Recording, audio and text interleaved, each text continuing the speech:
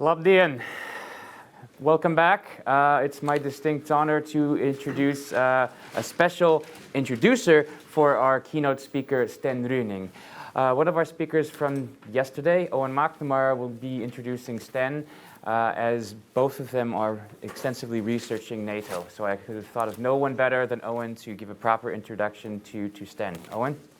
I've seem to be making a habit of introducing my good friend and colleague, Professor Sten Rynning, and it's great that you could be here with us at the Riga Conference Young Leaders Forum today, Sten. I know Sten personally for a number of years now, but I knew him through his research long before I met him in person. A distinguished scholar working on NATO. Sten is still Professor of International Relations at the University of Southern Denmark. He was the founding director of the Center for War Studies at the University of Southern Denmark, a place that is going from strength to strength. Look it up, CWS. Sten is also the Vice Dean for Research at the University of Southern Denmark's Faculty of Social Science and Business Administration. Always one of the most visible scholars in the transatlantic dialogue, not just a European scholar. Sten has been a Fulbright scholar at American University a number of years ago. So keen US experience as well. I know Sten is passionate about bridging the gap between academic research and policy. So relevance is key, both in his research and in his teaching. You'd be very lucky to have him as a teacher at the University of Southern Denmark. We get 30 minutes of them here. His early research background was in French defense doctrine.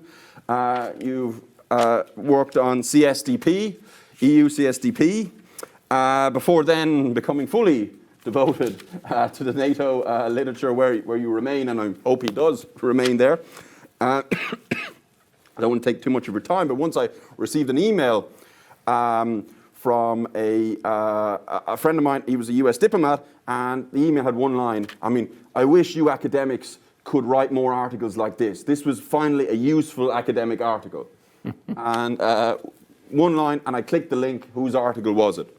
Sten Rynning, his article in International Affairs, where he publishes regularly, the Journal of Chatham House, the Royal Institute of International Affairs, and the article was The False Promise of the Continental Concert. I won't summarize it for you, but if you're curious, please look it up.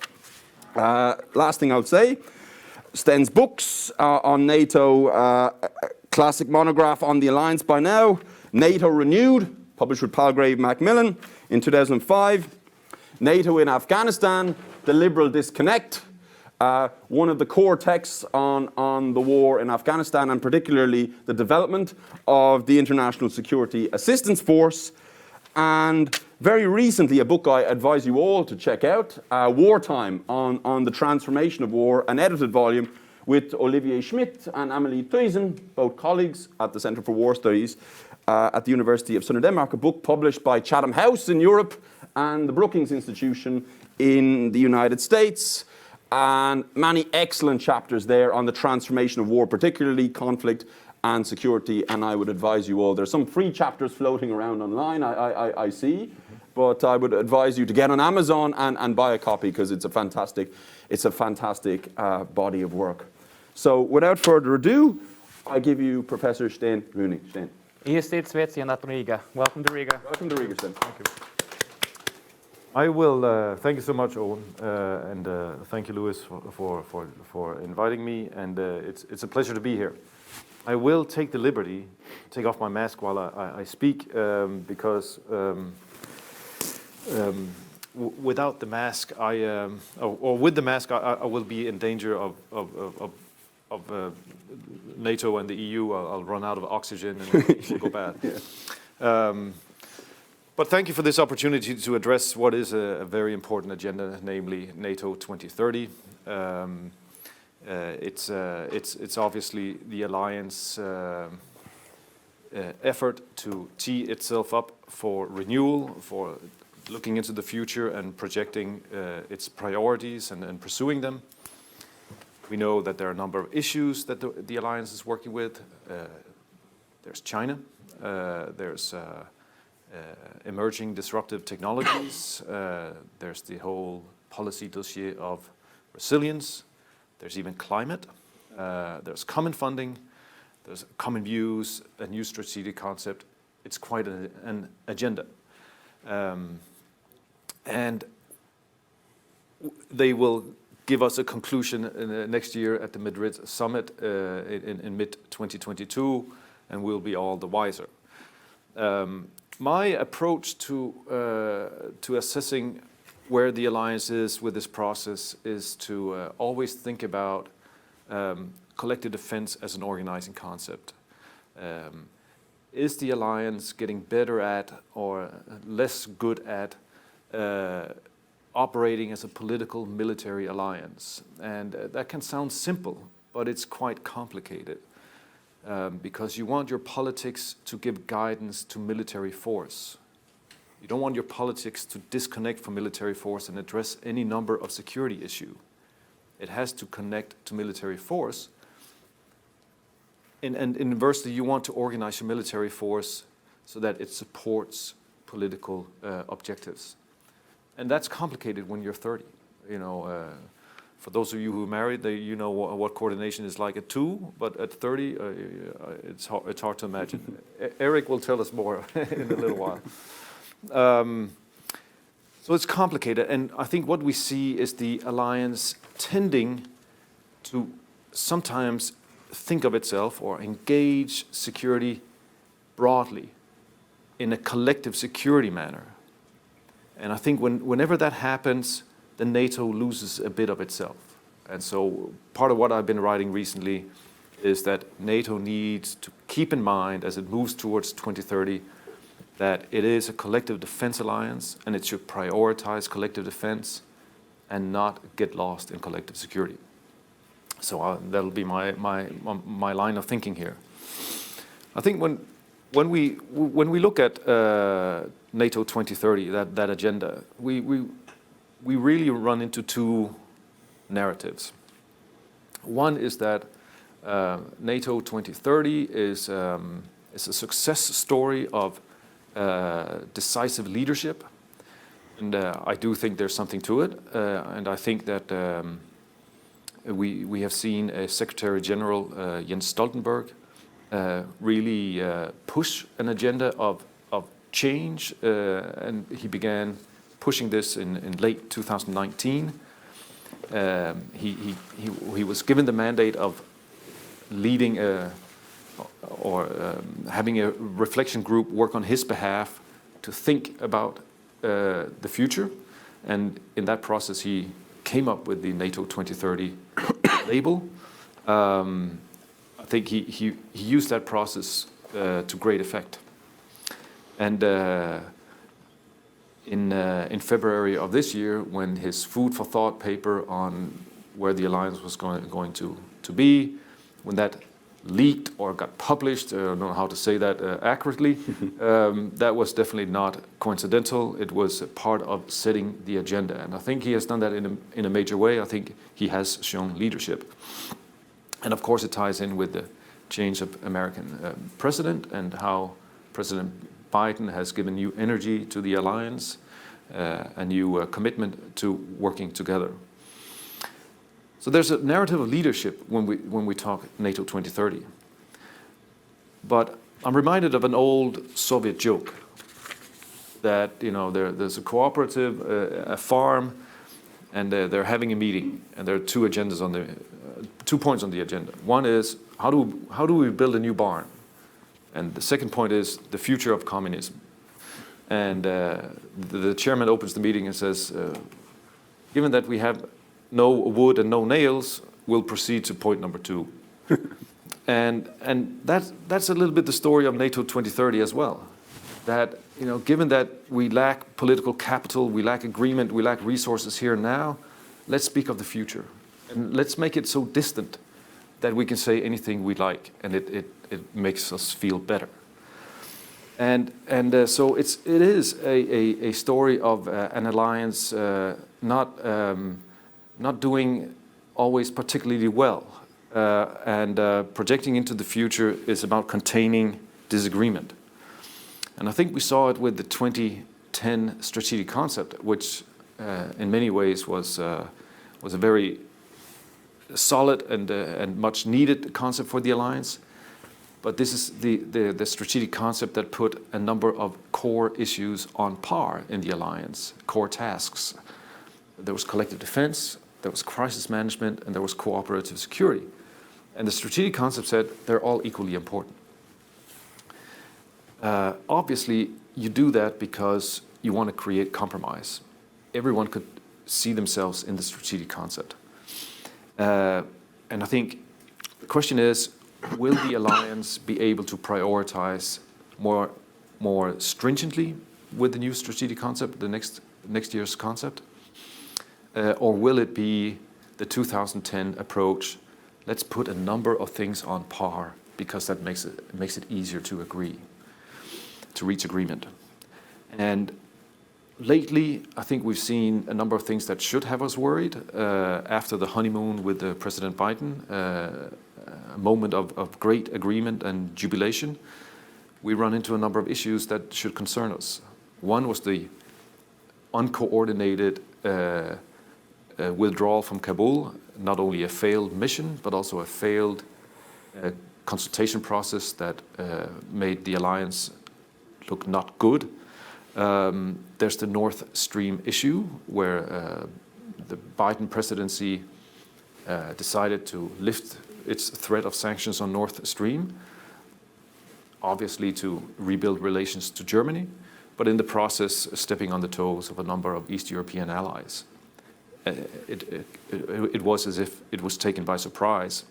And the same with the AUKUS alliance in the Indo-Pacific, with the United States supporting Australia and Britain in their security efforts, somehow not realizing the extent to which this would step on the toes of France. So which narrative should be winning out? We'll have to see about that. But let me make a few comments on what I think is the balance we should keep in mind, namely collective defense versus collective security. And you don't want collective defense to the alliance to lose sight of collective defense. Obviously, NATO was founded as a collective defense alliance, and it managed to maintain that through the Cold War. I think and this is painting with a very broad brush, obviously, but what happened in the 1990s, in the post-Cold War era, is that NATO introduced a number of collective security ideas in its portfolio and didn't manage to connect them to collective defense. And in a way, it didn't matter in the 1990s because there was no major challenge to NATO. But the growth of crisis management as a tool to raise new members of the democratic family of mature nations, the rise of cooperative security as a way to socialize members into the family of democratic nations, all of that was had a collective security imprint, and NATO spoke very much about security as opposed to defense, and at the same time it enlarged and it became the foundation for European security in a very big way. You cannot imagine European security surviving in its current shape and form if you pull the rug on NATO, if you pull out NATO as the rug on which this order is built. So that's obviously a collective defense function, but it coexisted with the collective security ambitions of NATO. And then when we step into the 2000s and the war on terror unfolds, it's being brought on the alliance. The alliance responds in a way that offers a disconnect for itself. One, it's not sure that it wants to do collective defense, because that would be the counter-terrorist mission, going after the terrorists wherever they are, because those are the ones who attacked us. That's the collective defense logic. NATO ended up with a collective security mission, which was rebuilding Afghanistan and offering security assistance. And sort of to gain a role and to be part of this very important mission, because it was a core US mission. NATO, instead of turning it into collective defense, it augmented it, and it put crisis management on steroids. And it became a security assistance mission that turned into a nation-building mission. And it was more than NATO could handle. I once interviewed Jaap de Hoop Scheffer about his time as Secretary General and his experience with the Afghan mission. And he said, very importantly, in 2006, 2007, when the mission was growing, very importantly for NATO was the point that NATO did not want to be left holding the baby. But that's what happened. NATO was left holding the baby. And so that was collective security on steroids. And I think with the strategic concept coming up in 2022, the 2030 agenda should cause NATO to think about how do we avoid becoming a collective security actor on steroids, how do we get back to collective defense? And let me outline 4 issues where I think we should,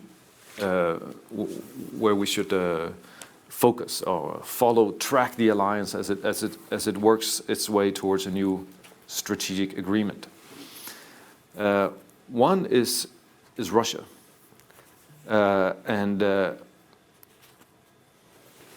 I want to look into these 4 issues in terms of what is the core concept that NATO is bringing to the table, and does this core concept have a collective defense character? That's what I'm looking for.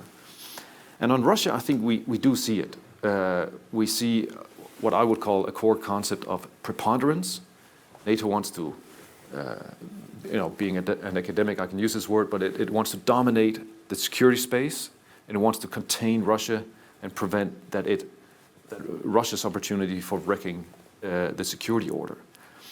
So it has a concept of preponderance, and it has done a lot to support that concept. That's all good news. And you know most of the story of how it has supported this. It has rebuilt its reaction forces. It has enhanced its forward presence. It has defined a readiness initiative, and it's rebuilding its forces. So it's getting ready to move east to defend itself. That's all in line with collective defense and the concept of preponderance. Where I think the concept is incomplete, and where we should thus track NATO thinking, is in its political vision. What sort of partnership or relationship is built into this concept when it comes to Russia's place in the security order? Are we opposed to Russian values to the extent that we think that Russia should democratize? Or can we accept that Russia is autocratic and in opposition to our values? Can we live with that? And the alliance is in disagreement on this. And thus it doesn't really have a political Russia policy. It has a military policy of deterring. That's the preponderance. The military piece of preponderance is working, but the political piece is not. And what I recently published in actually the current issue of Survival with my good colleague Jens Ringsmose, we track how, given this discrepancy between political and military thinking in the alliance on Russia, the military component has moved ahead and the political component is falling apart, behind.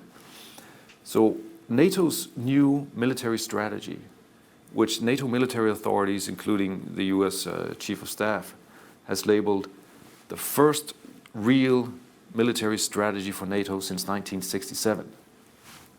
That military strategy was not politically approved. It was noted.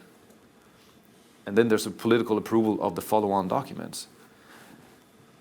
But the discrepancy comes out of the military strategy. It defines, as militaries will want, the effects that NATO must produce in order to counter or defeat Russia in a war. So it's thinking very deeply about the operational effects that NATO needs to produce. But at the political level, they're not ready to discuss effects and how to counter it. So the strategic concept that's coming up next year really needs to get the political level of thinking on Russia on par with the military level of thinking. Because you want, in any democratic society, in any democratic alliance, you want the political piece to guide the military and not vice versa. So on Russia, encouraging concept of preponderance, we see the collective defense piece, but it's incomplete. There's China. And the latest news out of Kabul is that we never need to go back. We can now deal with China. Obviously, that's not going to happen. We will be back in Afghanistan one way or the other. But on China, which has captured our imagination post-Kabul. The good news is that NATO has spent 2 years in open diplomacy developing a NATO-China policy. We're not yet at it. So they spent 2 years agreeing that we need a China policy. And they spent 2 years before that discussing whether they would go to that step. So 4 years of internal discussion has created a momentum. That's the good news. The bad news is that NATO does not have a concept for China. There is no concept. We don't know how NATO sees China. We don't know how it would encapsulate it in a word, in a concept. So is China a threat, a challenge, a rival, a competitor? This kind of designation of what the name of the outsider is the core task for NATO if it wants to be a collective defense alliance meeting China in the international arena. The US proposed in the run-up to the Brussels summit of this year that NATO should adopt the label systemic rival, which would have been to put words to it, and that would have been given guidance to collective defense thinking, but the agreement was not there. So NATO needs to adopt a concept for what China represents to NATO, and then give political guidance to its military force and other policy areas. And it should not end up where the EU is, having a concept that is so flexible that it doesn't really give guidance, namely opportunity, challenge, rival. Let me briefly mention 2 other issues before I get to the conclusion. In crisis management, NATO has not one concept, but 2 concepts. It has a counter-threat concept, which is linked to counterterrorism, where you chase bad guys, and it has a society-centric stabilization, proactive, prevent crisis concept, where you build up the good guys. And NATO is putting itself between 2 chairs in crisis management. And that, again, saps its ability to think thoroughly about what it means to be a collective defense alliance doing crisis management. On cooperative security, I will say, like on Russia, there's a concept, but it's incomplete. And it's incomplete because on cooperative security, NATO has a strong discourse on what could bring NATO and its partners together. Democratic values, like-minded nations. We will work with Japan, Taiwan, South Korea, Australia, New Zealand. But why do you want to work with them? What's the point? And the point obviously is about some threat. Again, that would be China. But NATO's cooperative security dossier is value-driven. We're like-minded. It's not threat-driven. And it needs that component to give direction to the partnerships. So, Getting to the conclusion, and Lewis, I'm with you. I see the 12 minutes you gave me there, or was it 2? So getting to the conclusion.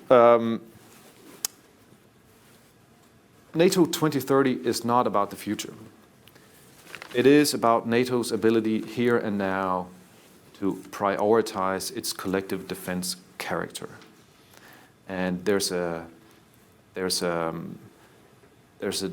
risk that the leadership narrative and reality behind it will not be able to move NATO far beyond the fractures that we also observed, and there's a narrative on that as well. So my challenge to you, future leaders and those who follow, who are perhaps current leaders, prospective leaders, is as we observe this moving forward, NATO 2030, I'll ask 3 questions. You should keep your eyes on three things. Can you identify the collective defense element in NATO policy?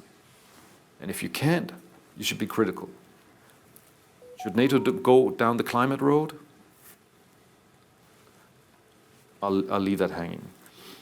The second question is collective defense in the NATO dossier or in the portfolio, is it foundational or is it becoming incidental? And again, I would argue that it should always be prioritized. It should be in the top of the hierarchy. So not on par, but more important than the other topics. The third question is there coherence politically and militarily? Is the political piece of the alliance able to give direction to military forces? And is the way the military forces are set up, is that supportive of political objectives? And that's a lot harder than you think, and we see that on Russia. So it will never be perfect for NATO. NATO cannot choose to simply be collective defense, political, military, period. The world is too complex for this. But I think we should always ask of NATO an ability to move the goalpost towards collective defense, or maintain it in the direction of collective defense. If NATO drifts into collective security because it's politically convenient, NATO will not do well. And I greatly look forward to your questions, and in the future as well, future leaders, to following you and see how you engage this challenge with which NATO is currently faced. Thank you. Thank you, Sten. So that was quite an excellent speech for the keynote. That was very informative, especially moving forward to the simulation exercise, which will happen not now, but very soon. We're going to move on to Q&A. We're going to open the floor to the Q&A. So we'll do the same format. Online participants, and so we have Michael is one, okay, Rahel and Enya, did I see? Then Dylan, and then Donatas. So we have already 4. Let's take the 4 questions, and then we'll move on to others.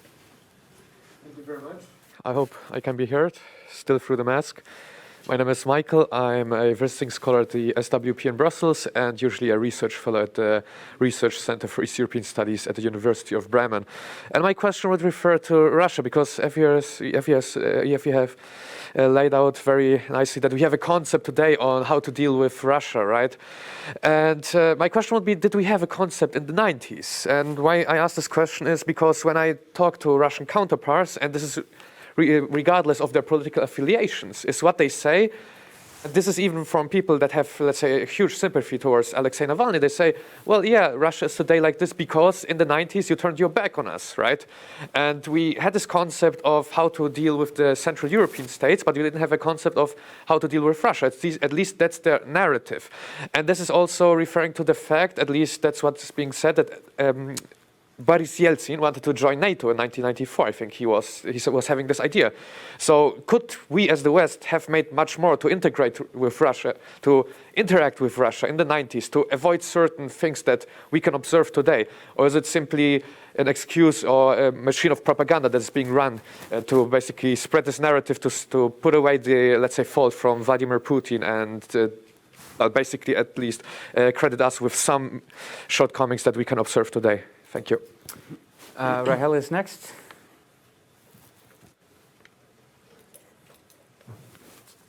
In the front, Rahel.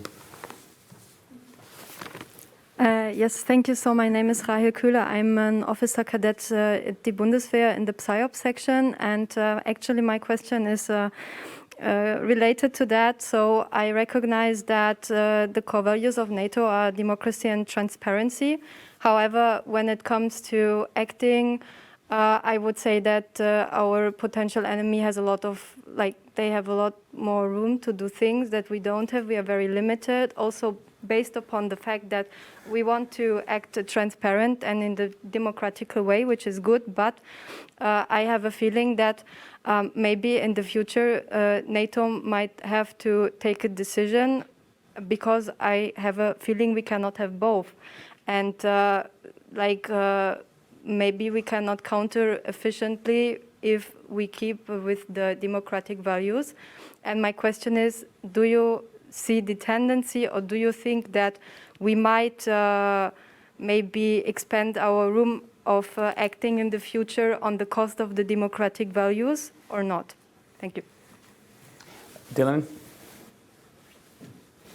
Hi, my name is Dylan Crossan from the Center for European Policy Studies in Brussels. My question to you, Sten, is if you believe that the European pillar is a useful concept, and if so, how should that be declinated? Is strategic autonomy, useful for Europeans in order to build up the European pillar? And how should European member states, NATO members, of course, go about building up their capabilities through European Union channels, or with more cooperation with the United States? Okay, so I saw Donatas and also Iverson, but I think let's let Sten field those three questions, and then we'll proceed with you both.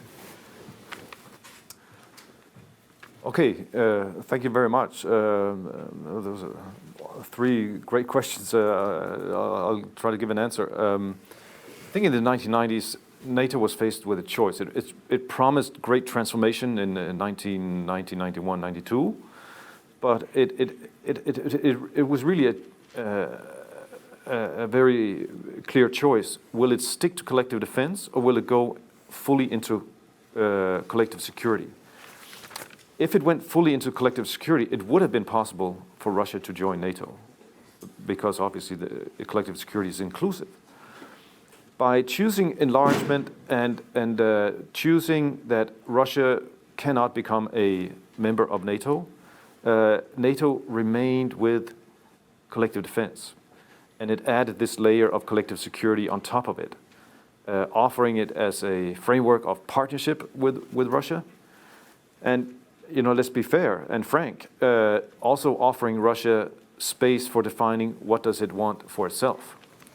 And the stability of Russian politics was not, very prominent in the 1990s, and the rest is history, sort of. And so it takes two to tango, of course. But NATO's offer was, we will remain a collective defense alliance, but we will offer you partnership. And Russia has since then come to deny this option. I'm not fully sure that I follow entirely your question, but I think the worry that we as democratic societies cannot engage in new forms of warfare, and that we're losing out on information warfare or the psychology of war, I think my sense of it is that it is exaggerated. I think our democracies are quite resilient, and we should play to that strength. It can give us some operational shortcomings, but I think ultimately we want to always build on that core strength. So I hope that answers it. If not, we'll follow up afterwards. On the European pillar, I think it is inevitable that given the way the China challenge is developing, that we will see a broadening of the transatlantic security dialogue, where what the EU and the US can agree to in terms of trade, foreign direct investment, technology development, basic research, that is security policy. And that is, in a way, defense policy. And so NATO is becoming, on China, dependent on a wider dialogue that will be anchored in the US-EU relationship. And in this, Europeans will have to have some sort of sovereignty in terms of defining their own economic interests. If not, that relationship will not work. And so it puts the allies on par in a different way on that dialogue. And this is where I think the key pillar architecture must come from. It's not about Europe gaining a European army that will hollow out NATO. I think that we should bury that debate. Europe cannot agree to it, and the Americans will never accept 29 plus 1 design inside, or 28 plus 2, there's Canada as well, design inside NATO. So I think European pillar, we have to think non-defense and China. And I think there's promise in doing that. Actually, I think it's inevitable. Okay, so we have Donatas and Iversen, and Enya. Okay, so we have 3 final questions. So Donatas, Iversen, and then Enya will ask, and then... Okay.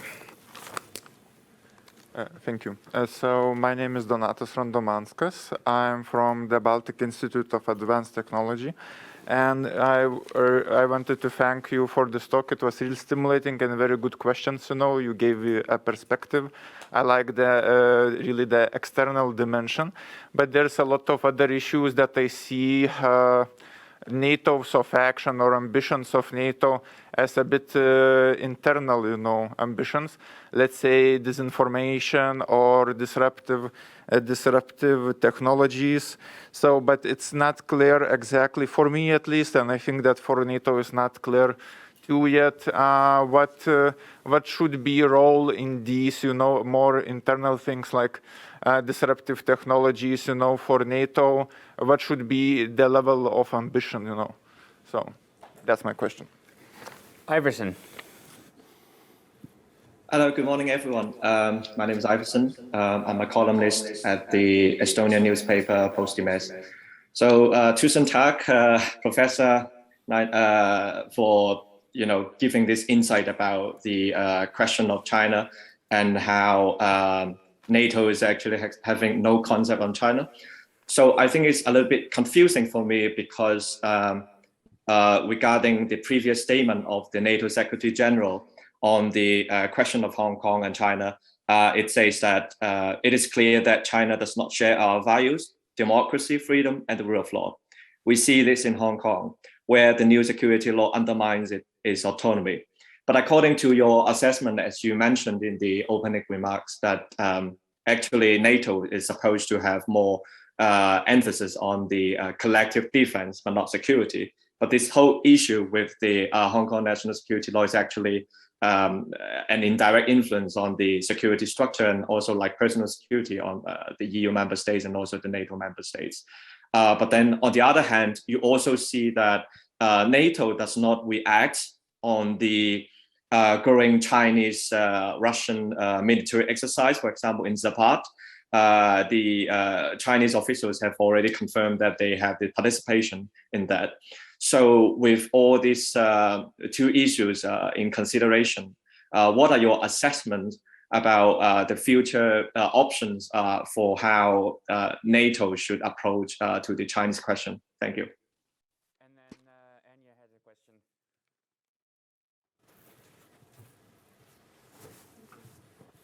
Hello, my name is Enya. I'm a lecturer at Sciences Po in American School of Grenoble. And I have a question regarding the presence in the Baltics.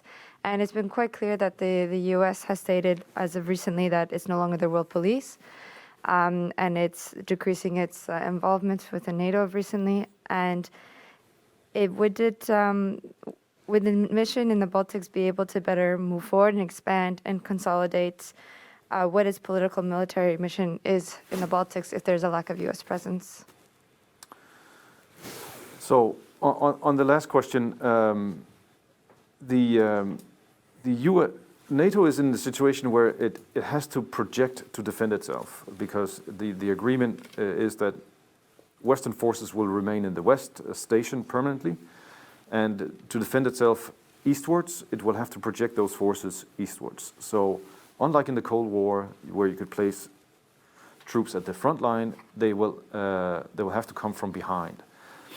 And there's just a lot of need for U.S. assistance in NATO for this.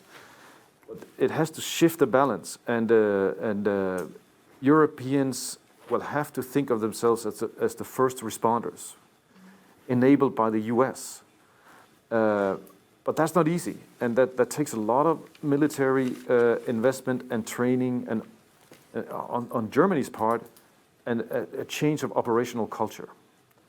But this will be the challenge, and I think this is what the U.S. interest is. And frankly, I don't see the U.S. sort of wanting to decrease this too much, because it knows the architecture of NATO. On China, NATO decided to give itself pause for thinking, and so I think the proper way to describe it is that NATO has, since 2019, it has been mainstreaming China into its policies. So when it does resilience, it thinks a bit about China without naming China. And that's all well, but that's a transitory phase until it gets to the point where now we need to actually develop a China policy. But it's not there yet. And it will have to get to that phase. And I think the Secretary General, again, has been leading from the front. He's been very outspoken on the incompatibility between NATO Western values and Chinese values. And that just points directly at the need for a China policy. But it's not there yet. And then I'm sorry, I forget the question you had. Louis, could you? We can push it 5 minutes, I think. We can extend by 5 minutes. Is that okay, Eric? Okay. I forget the last. Like internal things that, for example, disruptive technologies, NATO tries to do a lot of things, but it's not clear what it should be its role for me. Right. And I think that for NATO it's too. Should be like more member states or like more NATO. So where is the limit, you know? So I think what NATO is good at, it's collective defense thinking, and I should probably have mentioned this, but on resilience, I think the indicators are quite good. NATO started out in 2016 with a very broad resilience package, but it has narrowed it to just draw in that which is collective defense relevant. And I think NATO should do the same thing on technology. What does it take to have modern military forces that can be fragmented and still work, where command structures are broken, but it still works? How is that possible? What kind of technologies should we use, and how should we maintain our interoperability? That should be NATO, and there's a big technology piece in that. And then it should leave the basic research questions to the EU and US. That would be my short answer. Okay, so we are on the mark for time. So first of all, I would like to thank Sten once again for an excellent speech and for addressing all of your questions. Sten, we have a gift for you. We'll turn the floor over to Eric, and then I have some announcements to make. So Eric will give some concluding remarks, and Eric, the floor is yours. Yeah, thanks very much. And once again, thanks to the organizers for inviting us, to Louis for doing a great moderating job for so many panels, for all the panelists and the speakers, and of course for you, the participants, both here and if there are any online, I can't see them. But of course in these still crazy COVID times, sitting with these crazy masks, I come from Belgium and we just got rid of all the masks and all the distancing, and now I come here and have to check my passport everywhere and my COVID certificate. So it is suddenly again a different world, and maybe it's something that also we will suffer in Brussels or in Denmark when you get back. Let's hope not. But anyway, it's great that we can all be physically here. because I know last year it was a purely online event, or it was even, I think the youth forum was even cancelled last year, I think, because of all the COVID situation. So it's at least good that we can be all, well, at least some of us can be here physically, because there's nothing better than face-to-face communications, as I always like to say, as a communicator already for 26 years now in NATO. So I think I know what I'm talking about. Thanks, Sten, for your remarks.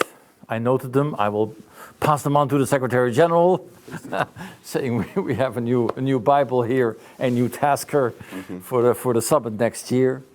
Just a few remarks on what I've heard yesterday and today. And as I also tried to make clear in my intervention yesterday, yes, NATO 2030 is about the future. I think you said it's not about the future, but it is indeed an attempt to look 10 years from now. And of course, let's remember where 2030 came from. It was basically triggered by Macron's statements about NATO being brain dead, which of course caused a lot of upset within the building, amongst the delegations, amongst the NATO staff, and certainly amongst the Secretary General's environment. And he really, after of course consulting with allies, he felt, okay, this is a good opportunity to start, and also realizing that the Secretary General is in his final lap, because his term ends in September next year, so this will be his last year. So he's, as these people do in these positions, they think about their legacy. What have I done here all these years, and what will I leave behind for my successor? So he really felt, and also again looking at the strategic concept itself, which is from 2010, and we have a tradition of reviewing the strategic concept every 10 years or so, since the end of the Cold War. The first one we published was in 1991, so very fresh after the fall of the Berlin Wall and all the changes in the Soviet Union and Russia, and that was also our first public strategic concept, setting out, let's say, what the strategic concept does. It firstly makes an analysis of the security situation that we can all, and now with 30 members, yes, you're right, it's a complicated affair with 30 people sitting around the table, to get an agreed analysis of the security environment now and, let's say, for the next 10 years. And on the basis of that analysis, then define what should be NATO's core tasks. Yes, we have 3 now. We already have started internally discussions amongst allies about what it should look like, and I think there's already some consensus. I have to be careful with my words. That the 3 are still valid. They served us well. So let's not rock the boat too much. NATO is not about revolution. It's really about evolution. Small steps. With 30 nations, of course, what else can you do?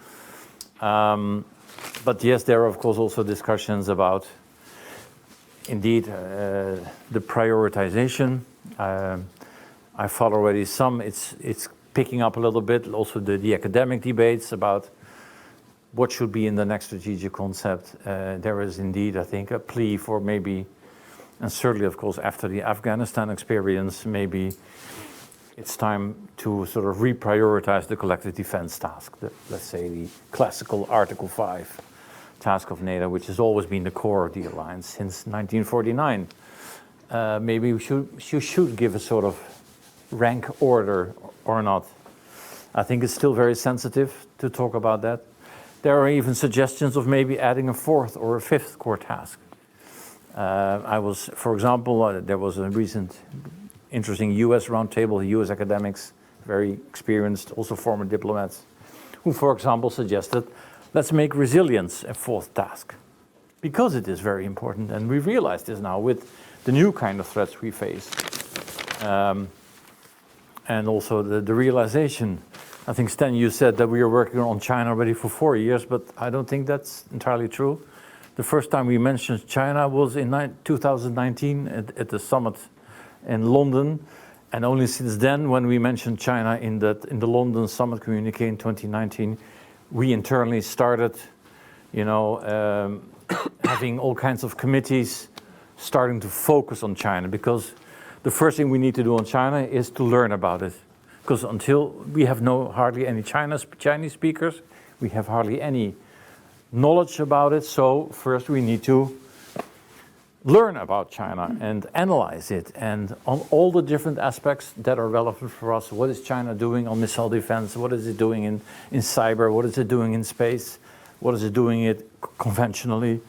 We all need to map that out, and that's what we've done since 2019. So the fact that we don't have a full-fledged policy, I think, is at least understandable. It takes time because it's a very complicated issue, and we know that the way how the US sees China, I think a lot of the Europeans do not entirely subscribe to that US vision of China. The Secretary General literally says, we don't see China as an adversary, but it's a challenge to certain things that we do and that we stand for. And that awareness of China's soft influence, investing in key infrastructures in our countries. We've now become realizing the famous 5G Huawei issue was, of course, a real wake-up call for a lot of European governments saying, okay, got it. It's not just about commercial enterprise and commercial opportunities. There is a deeper geopolitical thing behind this that we have to also take into account when taking these decisions nationally. And this is also where the resilience aspect comes from. So I think the whole resilience thing will become very big in NATO, maybe alongside what we're already doing for many decades, the defense planning process. Asking nations to, as I said, set national standards and to come up with a national action plan on how do you intend to implement all your resilience programs and activities and report to NATO every year so we can talk about it with each other. I think that is going to happen and is a very important, let's say, first line of defense. And then, the big issue I think will be how global will NATO go? Pushed by the US, of course, for the US have made it very clear in all kinds of policy documents. For them, China is adversary number one. So we in Europe, we will have to do something with that. We will have to take that into account. And then, of course, are the many other issues of the new technology was mentioned. I've mentioned yesterday some of the new programs we're going to launch, the Defense Innovative Accelerator for North America, an innovation fund. So we are really going to beef up the cooperation, particularly with the business sector, because we need to be better involved in the whole technology side, because it's going to, I'm always frightened when I hear business gurus tell us, you think that the technological change went fast in the last 10 years? It will go exponentially faster in the next 10 years. And then I'm saying, oh my God, I have trouble, keeping up with my phone and how it all works. So if that's going to go exponentially faster, we really have to better get our act together on the technological side, because it will have a huge impact, not only on our society, but also on, let's say, on the military. So finally, there's the issue of values. I mean, it has been mentioned quite often.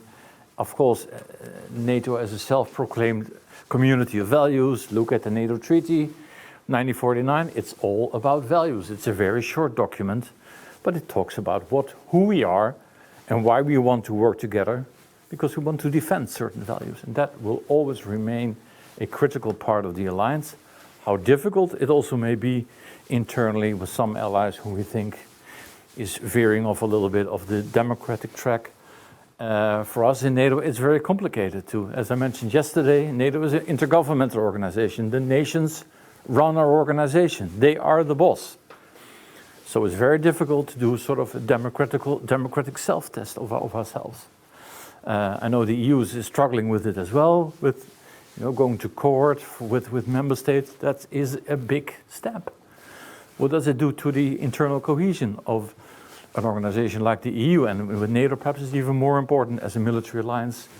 Unity and cohesion is key for everything we do. So to introduce some kind of internal self-testing, I think it will be highly problematic for us to do that. I don't think that that's going to happen, but the outside world will keep us sharp, and you guys, I'm sure, will also keep us sharp and remind us of our values. Thanks. Thank you, Eric. Owen had a couple of remarks, and then I have some remarks, and then we can break. So. Okay, well, thank you, Eric. Thank you, Sten. My remarks are not about NATO for once in my career.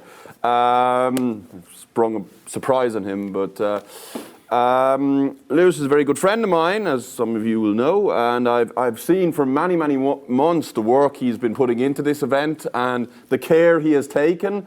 And the care he has taken to think of each one of our future leaders and making sure you can come here and we can have the best possible event in these very challenging times. And, you know, many late nights, there was many phone calls to me asking about plenary speakers who we could invite. Delighted Sten could join us. So I think we've had our last plenary, but I think at this time, let's think of Lewis, and let's thank Lewis, because he's put many hours and many months into this event in challenging times, and we've all enjoyed it and we've all benefited from it. So let us give a big hand for Lewis, and not just Lewis, also his assistants, Davis and Beta, loyal to him.